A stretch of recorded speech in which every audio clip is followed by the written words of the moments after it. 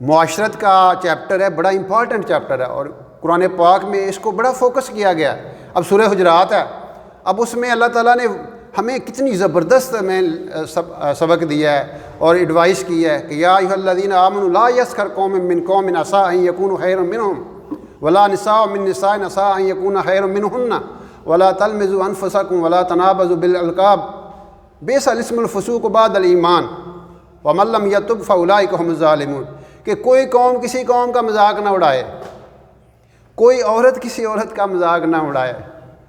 کہ کیوں؟ ہو سکتا ہے وہ ان سے بہتر ہوں۔ آج ہمارا معاشرہ مذاق اڑاتے ہیں، اور تو اور ہمارے جو بڑے ہیں، ہمارے سیاستدان ہیں،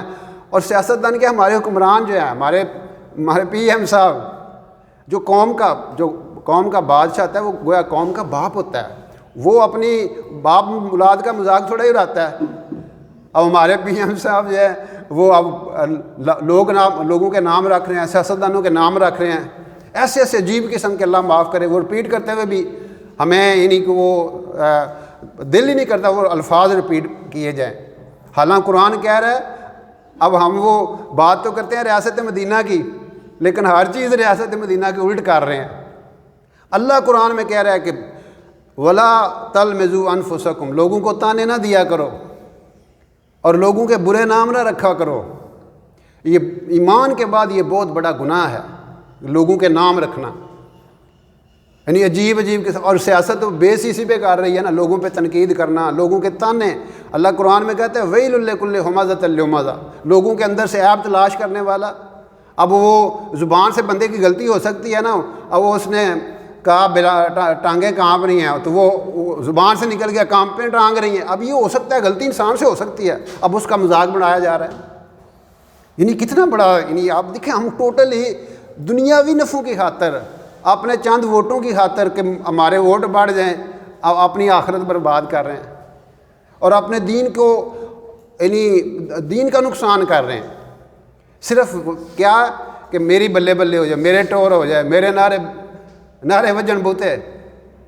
میں جب کسی کا مذاق اڑائیں۔ اور قرآن نے کیا کہا کہ ہو سکتا ہے وہ آپ سے بہتر ہوں،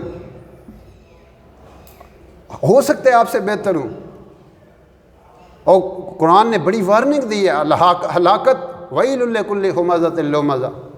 تانے نکالنے والے، عیب نکالنے والے، مذاق اڑانے والے، حقیر و ذلیل کرنے والوں کو